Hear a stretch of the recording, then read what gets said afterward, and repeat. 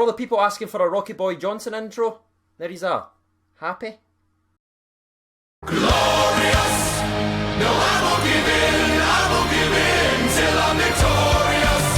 Hello everyone, this is CJ Novo 992 and today we're back for another brand new video. Today's video, as you can tell by that deliciously clickbaity title, it is time for the Rangers Roundup. It's an absolutely packed episode today. We've got a couple of serious topics. We've got news that's just broke as of today about a certain player extending their contract to 2022. So with all that being said, let's just jump right into it. If you don't mind subscribing if you're new to the channel, that'd be absolutely amazing as we make that final push towards 21K. It's an absolute terrifying number and I'm completely scared of it, so let's just jump to the first topic in 3, 2, 1. Former SFA President George Peat has come out this week and dropped a bit of a news bombshell. Well, I say bombshell, it's not really a bombshell to any Rangers fans, as we've known this for a very, very long time. We've been labelled as paranoid, but as the truth slowly comes out, it's starting to become very, very clear that the paranoia was well placed. George Peat has revealed and prominent SFA chairman called him up on the phone and begged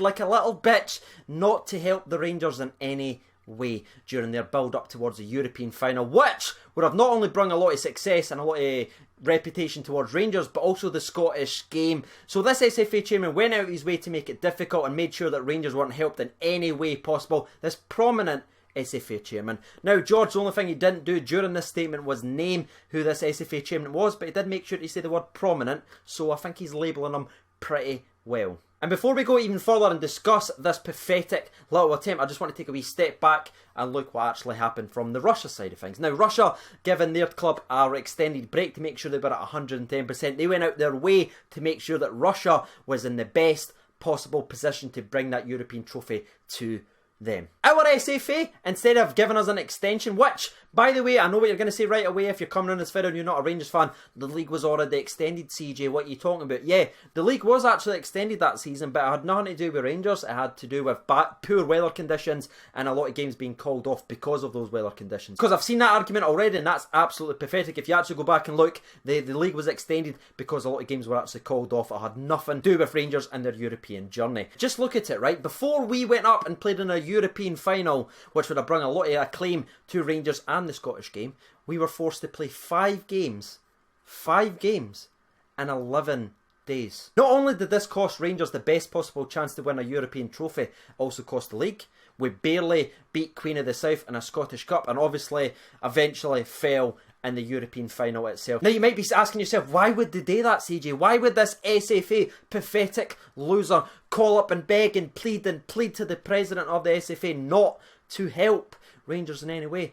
That's because what we always say in the channel, they are obsessed with hatred. Now I have got a couple of personal opinions on this and I just want to get it out of the way really quickly. One, I think George Peat should have revealed this 10 years ago when it actually happened and then something could have actually been done. It was 10 years ago. Nothing that's been said now is going to help us win that European trophy, which would have been an amazing achievement. This is like kicking someone and telling them 10 years ago I kicked you. You know what I mean? And two, I think he should have came out here and labelled and explained who this chairman actually was. Now, I know that they bring a bit of a shitstorm and who and prove it. I'm sure it would have caused a bit of a fighting within the SFA. But if he's going to come here and drop this 10 years later and tell us that, he needs to have the balls to actually tell us who it actually was. I mean, they were happy to bitch slap Rangers with the sporting integrity claim, weren't they? Remember that? Yeah, where was it then? And that's where I'm actually going to end story 1 because I'm obviously very frustrated. I'm trying to stay very calm so I'm not just giving my personal barrage of hate. Everyone knows how frustrated I am with this. I think the person should be named and shamed. I'm about to jump over to Twitter and get their opinion on it to see if this person should be named. But again, if you haven't done so already, I want your opinions on this story. And over to the people's opinion on Twitter. 704 votes. Thank you so much for getting involved. I basically said on the tweet, do you think that George Peat should be forced to admit who the chairman actually was that begged not to help the Rangers? Didn't help them. Breathe, CJ, breathe. Anyway, 704 votes, 8% votes for no, he shouldn't be forced to tell who it actually was, but 92% of the people's opinion votes for yes, he should be made to name and shame. And you might be thinking to yourself, why should we name him now after 10 years? Just like what I mentioned earlier in the video, if this guy's still within the Scottish game, that shows a clear conflict of interest and he should be removed from his position. So let's read out a couple of the people's opinion. Billy Kay says, I think he should be also asked why. He reveals it 10 years later and asked what he did about it at that time. It should have been reported and investigated, and the person/people should have been thrown out of office. David Smith says, hell yeah, if there's anything remotely negative surrounding our club, the media are all over it. Let's see them sink their teeth into some corruption and dispute against us. Level playing field and all that. Ian Drenner says, aye, and even most Gers fans will assume it's the East End mob. It might possibly have been that brown-nosed lapdog Thompson at United. Very, very true indeed. Barney Stinson said, yes, he should name the snake. What does Pete leave as a legacy if all he is remembered for is an admission without completion? Without the whole truth, his integrity is non-existent. Sporting integrity should demand that he tells the entire story, and the snake should be revealed. Larson's son says there's a reason he never gave a name. If he did, he'd have to find cast iron proof that a phone call was made, which, considering 10 years ago has passed, would be very difficult. If you can't prove it, he'd be sued to death. Reality is, whatever may have happened, we will never know. So that's the people's opinion on Twitter. You've heard my opinion. Hopefully you've got involved in that. Now, we try and move on for that. I know I'm hyped up, I'm angry, but it's time to jump to story number 2, and I'll try and pick up the mood a little bit. And story number 2 then, it is a bit of good news regarding Rangers' captain. Captain Tav has extended his contract to 2022. This was very, very simple. It was very, very easy. I'm absolutely delighted with it. Yes, he's still got problems defensively, but I can see improvement.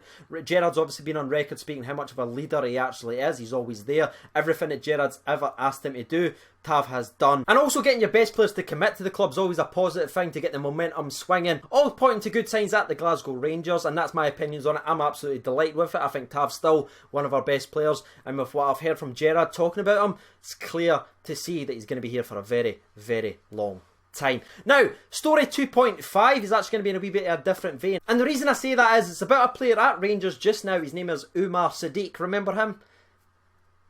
Yeah, him. Umar Sadiq's had an interview where he's basically questioned about his playing time at Rangers. Is he frustrated?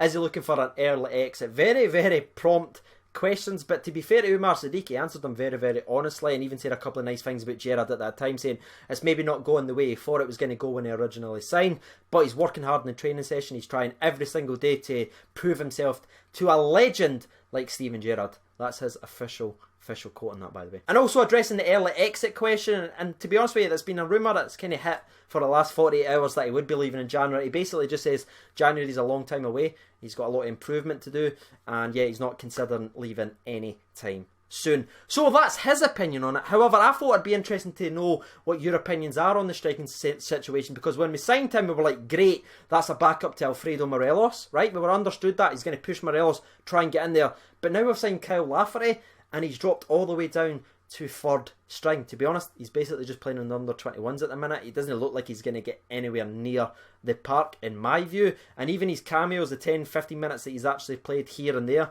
I think he's played 26 minutes in total. Have we seen anything genuine quality beside the crazy pace and the crazy legs? For me, not really, and I don't see him breaking into the starting 11. But I thought it'd be fun to ask the people on Twitter and you watching this video, do you see a future at Rangers for Umar Sadiq? Do you see him breaking his way like he wants to do? He wants to prove himself to Gerrard, breaking his way into that starting 11 ahead of Alfredo Morelos and Kyle Lafferty. Rapid fire, because I can imagine what this poll's actually going to look like. And again, I'm not going to be overly negative towards a Rangers player, but 897 votes, 81% votes for no, they don't see Umar Sadiq breaking their way into the starting 11 anytime soon. But 90% obviously votes for yes, they do. Now it's time to see what the people's got to say. Ross Whitehead said he is going to be this season's Dalcio. Chris McLaughlin says no, he's another Sibo. KMR says best player since Gascoigne. Ralph RFC says watching him against Dundee reserves a few weeks ago, giraffe with ice skates on. Alan Campbell says Bambi on ice. Ian McDougall says he hasn't even made the bench in the last couple of games. I think Stevie J may not like what he sees. I hope not, as I would like to see him be a success for us. Jude McLaughlin says he's fast. And the last two that I watched read out comes from RAC Reviews. He says there's too much competition between our front line. To me, he's at the back of the line for a start this season or even an appearance. And the last one comes from Jordan Smith. He says no, sadly. I like the guy though. We should start him against air. And to sort of wrap up their opinions there, you can see everyone's not really the biggest fan of Umar Sadiq. But again, he might be a late bloomer. It might have just took a long time to adjust to Scottish football. I'm sure he's going to get some game time in some of the cups, like what Jordan Smith just mentioned. And I think that's when he'll need to prove it. The 1 or 2 games that he will be able to play in the cups, if he hits the fire, if he starts banging the goals in, I'm sure that would lead to more appearances. But if he doesn't perform then, I can see him getting sent home in January. I said I was going to pick the mood up there, but it just really died off after the daft news anyway. Let's just have a wee sponsor break anyway. Let's just segue. 3, 2, 1, sponsor break!